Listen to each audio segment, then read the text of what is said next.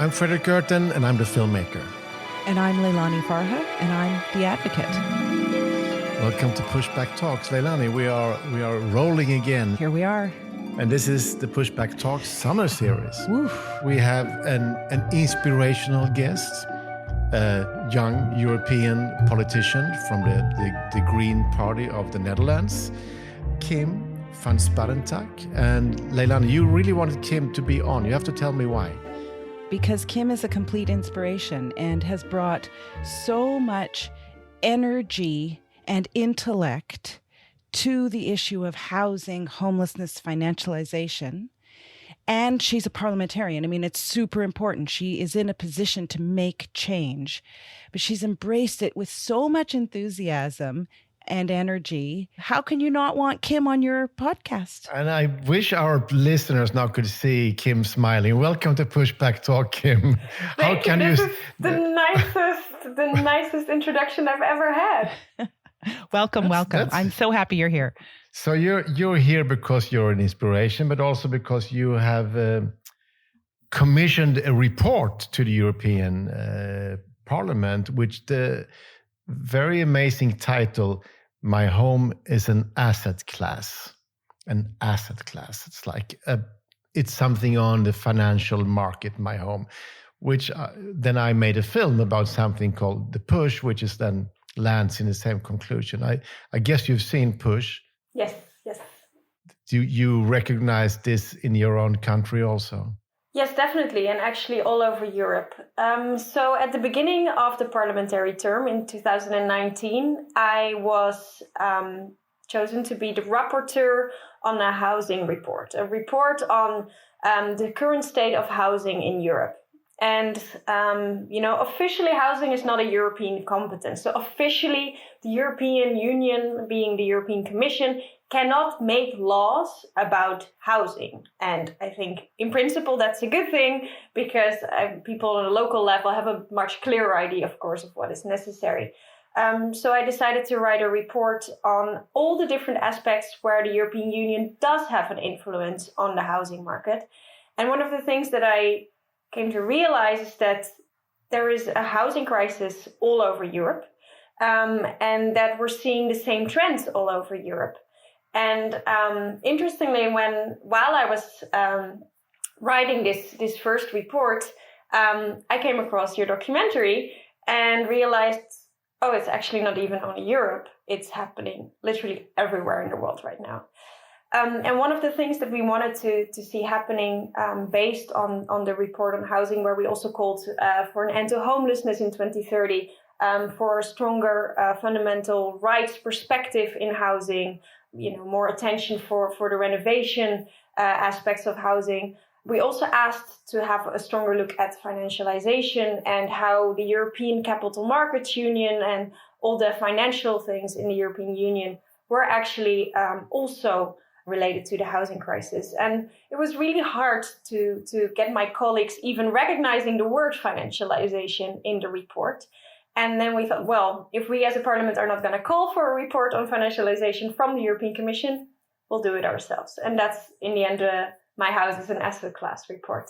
So it's cool you're going against, because, we also know that the European Union for a long time has been a very neoliberal praising unit, and we actually in the podcast we had your countryman Frans Timmermans, who is the vice president of the European Commission, and he basically said right out that yes, it's a mistake. This believing that the market will fix everything is a big mistake, and now we have to rewind and do better. But it seems like this is a very late coming understanding for a lot of politicians in every country. And I think Leilani's work, and maybe sometimes together with the film, has also opened up that debate again. And people say, okay, shit, we didn't know that it was this bad. So is that I sometimes dub it like the biggest experiment whether the market will solve everything. We did that on the housing market. And I think it's pretty clear no, that the market doesn't solve everything and cannot fix everything. And I think, the housing situation everywhere we're seeing, that is really the place where we can definitely say it's not how it works. I'm interested to know, Kim, whether you said, okay, so the parliament didn't want to hear about this, didn't want to admit this word financialization is problematic, let alone a human rights issue. So you commissioned your own report. Do you think now that the report has been released, it got a fair bit of attention, it's a solid piece of work. Do you think now that will have an impact? Will it get some of the governments, the states to engage the issue? It's still really hard because, of course, there's a lot of things at stake when it comes to housing and, making a profit through housing. And for many governments, still one of the main focuses is we have to build more houses because that's how the market works. And apparently the demand is too high and that's why the prices go up and that's it. That's that's the simple market logic that they still have.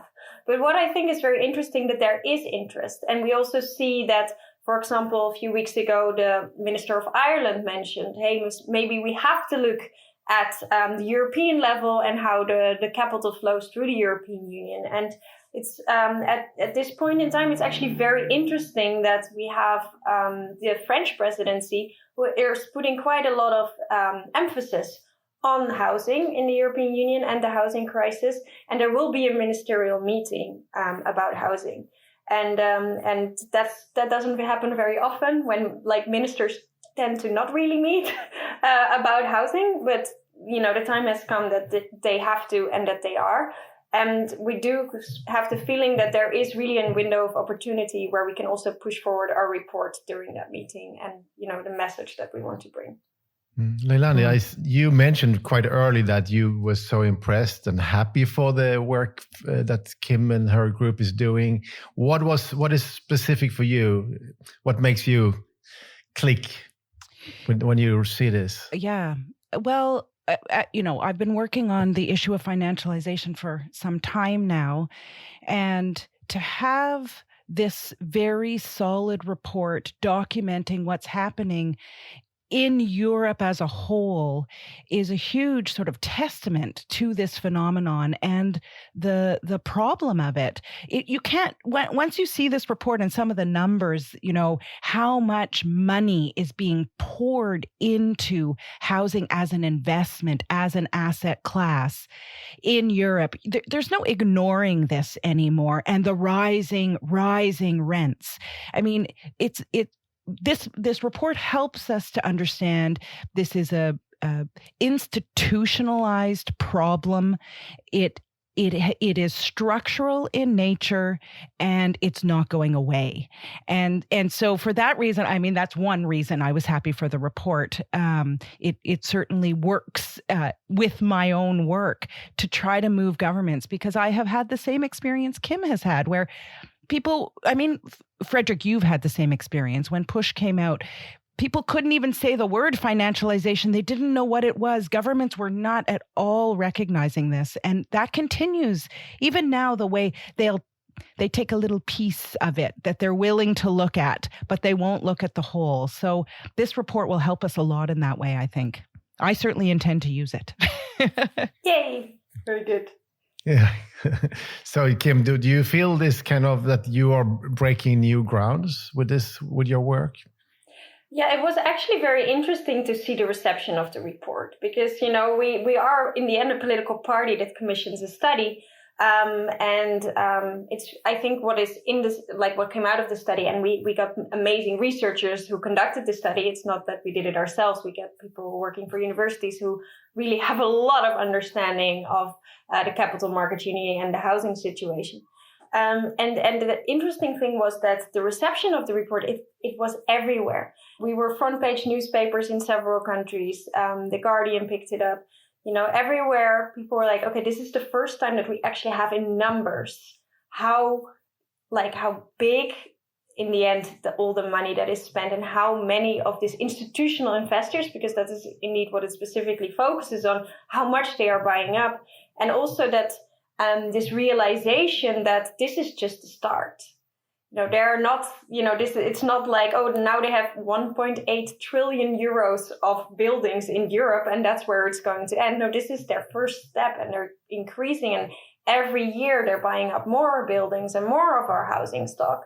And I think that was really something that set, really an interesting discussion of also, perhaps not in the world where you expected it, but I think it was mainly the financial news, for example, that really started talking about it. Like whether it is actually something we should rethink and whether we should rethink whether, just speculating with housing is the best way forward. It's very hard to, it's hard to talk about it. But, when I look around in the area where I live here in Malmö, it's the same buildings, since 100 years. But I know that the number of landlords has gone from maybe 150 down to max 10, and then 2 or 1 owns like a big chunk of it, and it's all institutional money. It's all this kind of, actually your landlord is sitting somewhere else and he's selling and buying you every day. It's that kind of feeling. And it's hard to as a citizen, hard to understand that something big has happened. Mm. But of course, but then what do you tell your friends? Why is this problematic? Why are these institutional owners a problem for the city?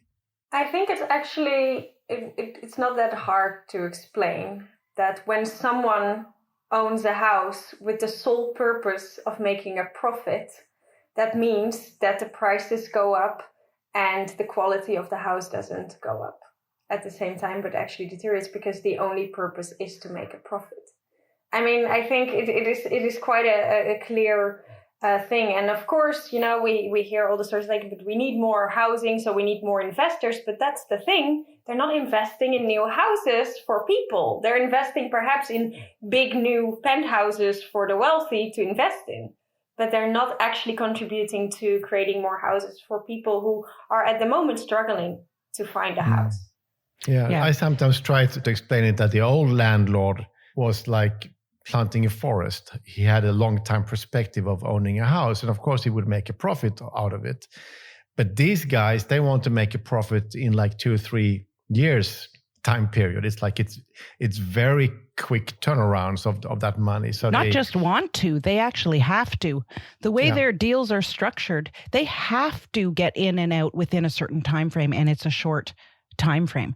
And that's why when legislators are trying to deal with this, they're like, well, let's make it so that they can't sell before 10 years or 8 years or 5 years, because those are the locked in time frames that they have to be in and out. So it cuts them off at the knees. Mm-hmm. But one of the things that I have been trying to also explain to tenants is that it's not just that they're using the house or the unit or the apartment, the condo to squeeze more profits. They use it, we have to understand it like a springboard. They use it to buy the next property. It is a financial instrument, the unit, and it is what leverages the next purchase, the next buy. So then you really feel the hollowness of it. It's like, what? Like, I'm working 50 hours a week to pay my rent, and they're springing off my back to then purchase the next thing. And I do find tenants are starting to really understand the depth of this. So it's corrupt. It's really corrupt, Yeah, and they also found a way to round the protectional legislations that we have in many countries in Europe.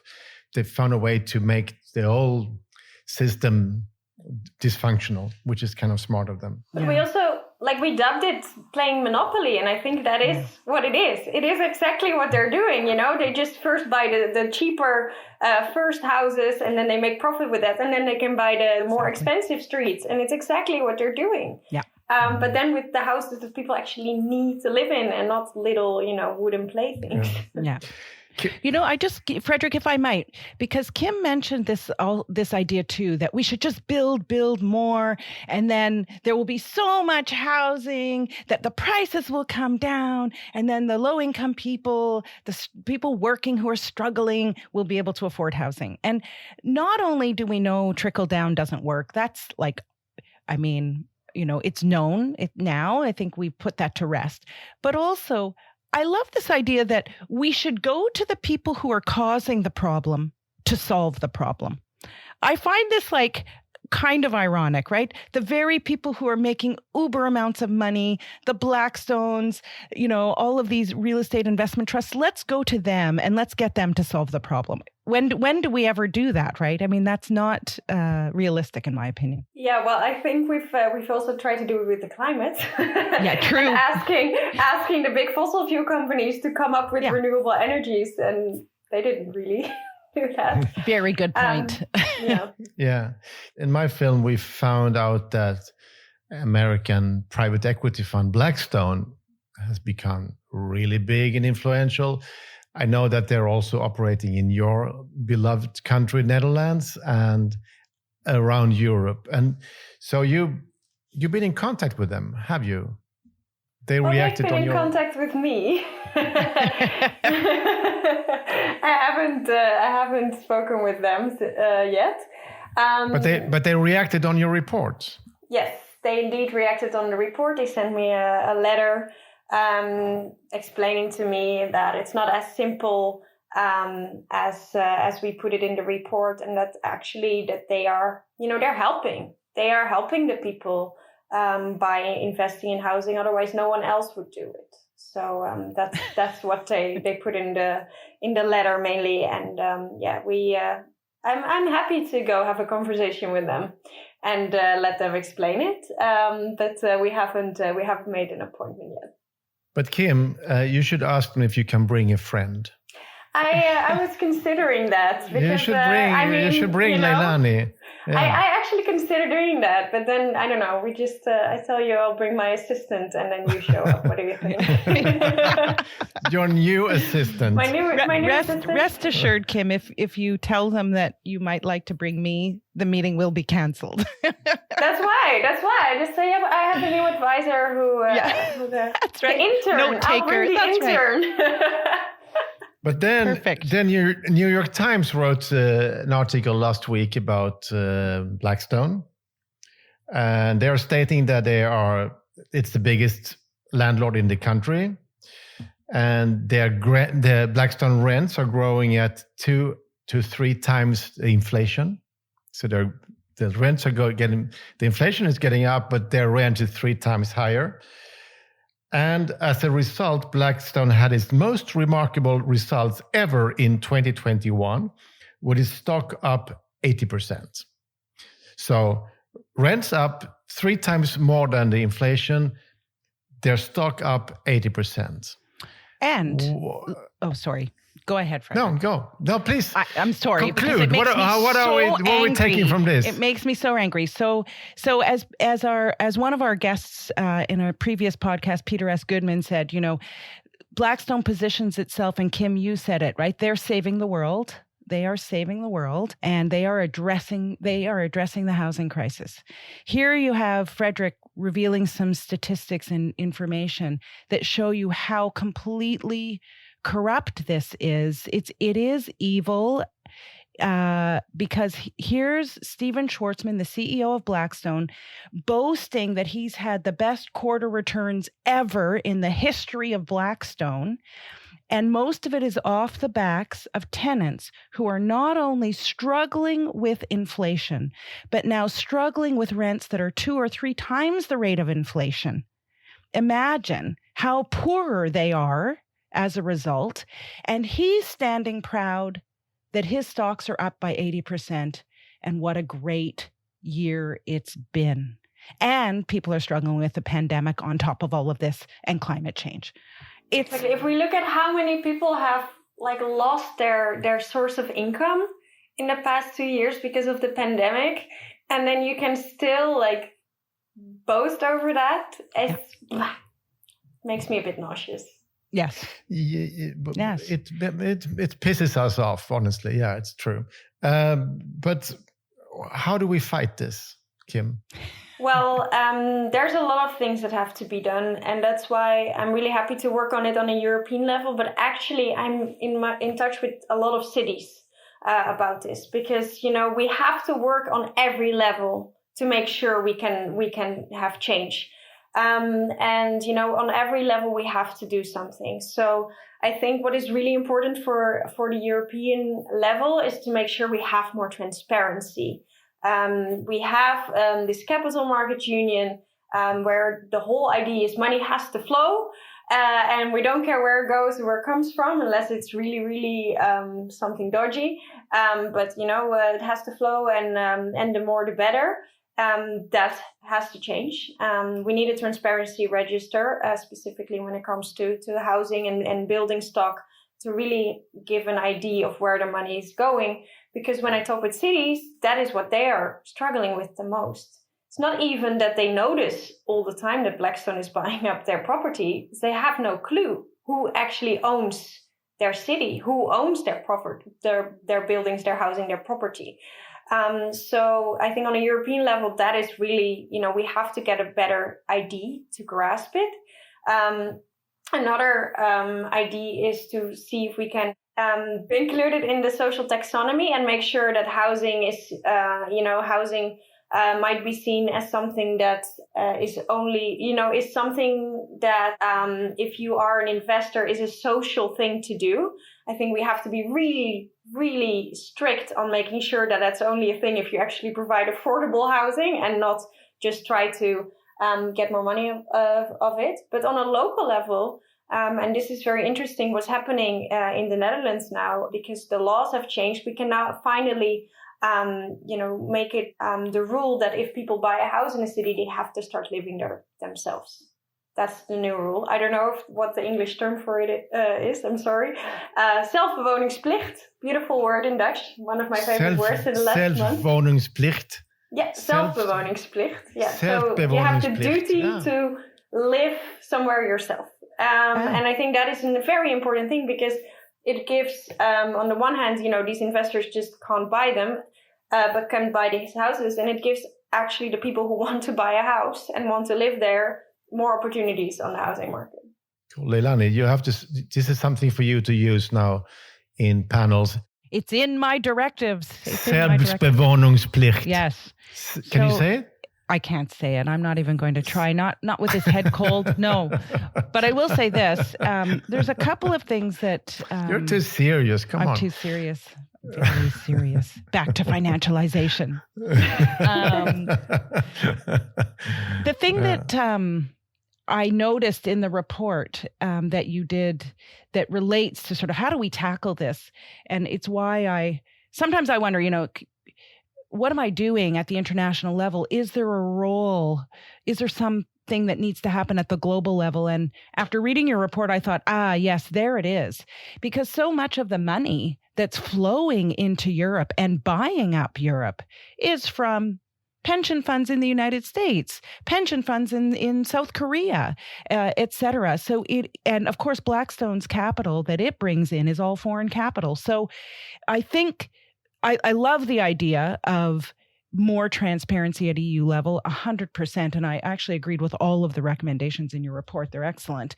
And then what I'm going to try to do is zoom out and say, okay, and what would this look like at global scale? How can we stop this flow of money from pension funds in the US into Europe, et cetera, et cetera? So it is obviously a big task.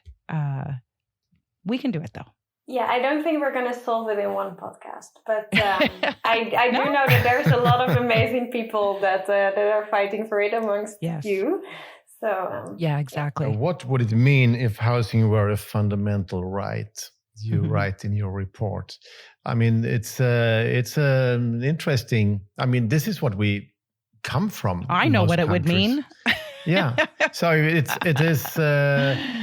I mean, this is what we had in Europe before. So it is in some way a radical change. And I think in my own country, people haven't even understood that it has changed. Yeah. The people who has noted this are the people who are the poorest in this country, mainly immigrants, and who are like under a lot of pressure, a lot of stress because of this, where all the affordable apartments are going away day by day. Yeah. It would just change the whole world upside down right now. Huh? It's actually almost incomprehensible to think what it would actually mean, because it would actually mean that we are going to put people first. We're going to put people above money. And in a capitalist world, that is something I think very almost difficult to imagine, although it is how it should be, obviously, and it's, I think, when you're asking about, a neoliberal Europe and the European market, which is all based on making sure that there's, enough trade happening between the countries. That's why I'm there. I want to put people above the market, and I want to make sure that people are at the core again of European policies. And that's why I think when it comes to housing as a fundamental right, people have to come first. We have to think how we can actually take care of people rather than of the people who want to make money with them.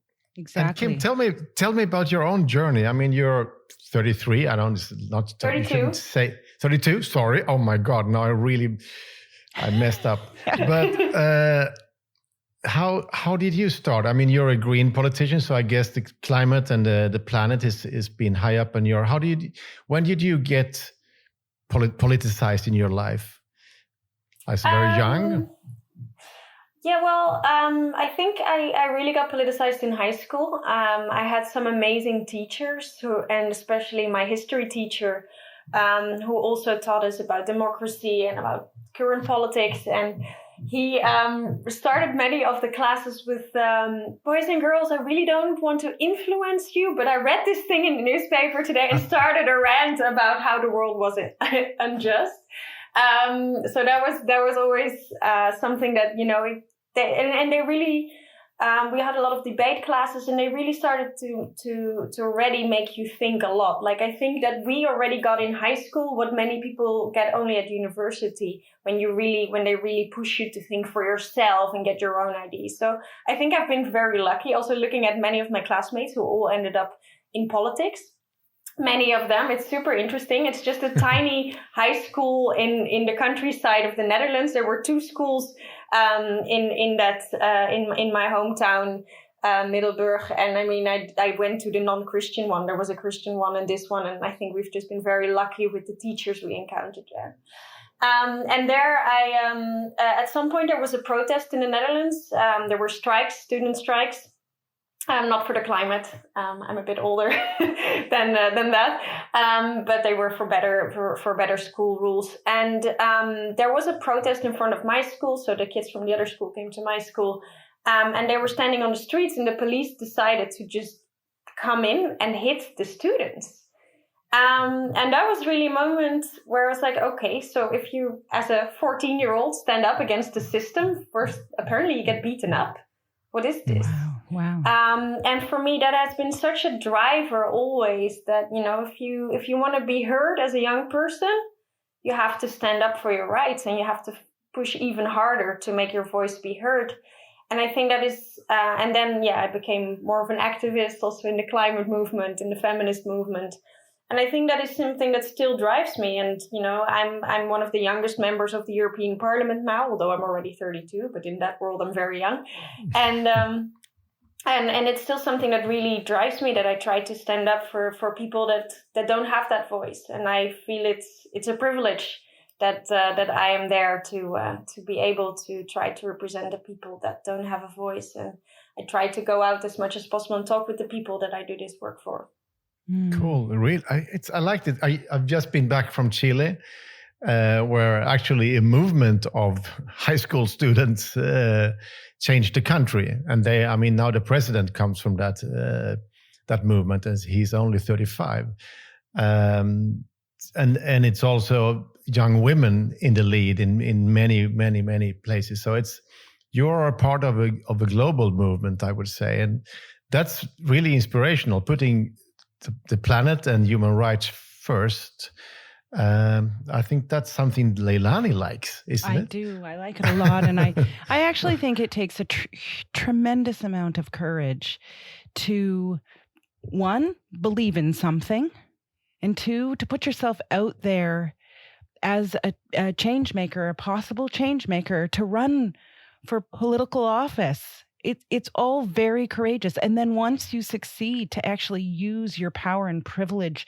and your voice to help the planet and to help people. It's just, I find it hugely inspiring. And again, I say tremendously courageous. It's not an easy world. It's not an easy world to push up against, the dominant forces and the dominant structures, and they can come collapsing around you. Fredrik has had the experience of a huge corporation coming after him for one of his very courageous pieces of work. It can be a scary world. So both of you are inspirational to me, actually. Oh, there you go. Well, you're a great inspiration to us as well, Leilani. So that's, I was talking with some activists in Rotterdam, because in Rotterdam we have quite some issues. Yes. And then I only mentioned that I had spoken with you, Leilani, and wow, they almost dropped to the floor when they heard that. So. That's fun. Yes, lots going on in Rotterdam, cool. For sure. And Kim, it's fun to have you on our podcast, and I wish you all the best with your work. And I think we are a growing number of people who are seeing and understanding a little bit more on what's going on, and I think the rest will follow very soon, because this is not sustainable. So even more moderate politicians are starting to see this is actually a problem. Yeah. Even if the rich people will buy lobbyists and they will create talking points for them over and over again, we now know how to go against it. Yeah, thanks so much for coming, Kim. And I'm just going to plug your report. Everyone should go out and read My Home is an Asset Class, and figure out whether your home is an asset class. And even if your home isn't an asset class, your home will be affected by those that are around it that are asset classes. Yeah. And we will put a link of your report on the little blurb around the podcast that is on wherever you listen to the podcast. And please tell your friends to listen to the podcast. This one is really cool. Listen also to the ones we did with Peter S. Goodman from New York Times.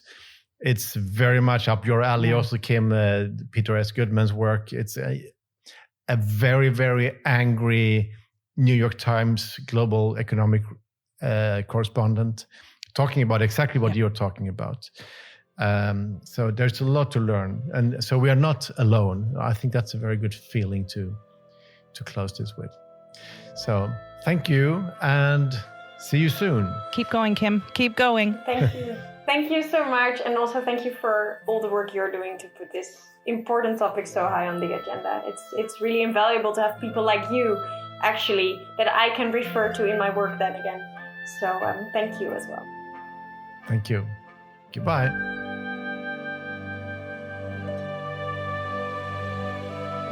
Pushback Talks is produced by WG Film. To support the podcast, become a patron by going to patreon.com/pushbacktalks, or follow us on social media at make_the_shift and push_the film. Thank you so much for listening, and we'll see you again next week.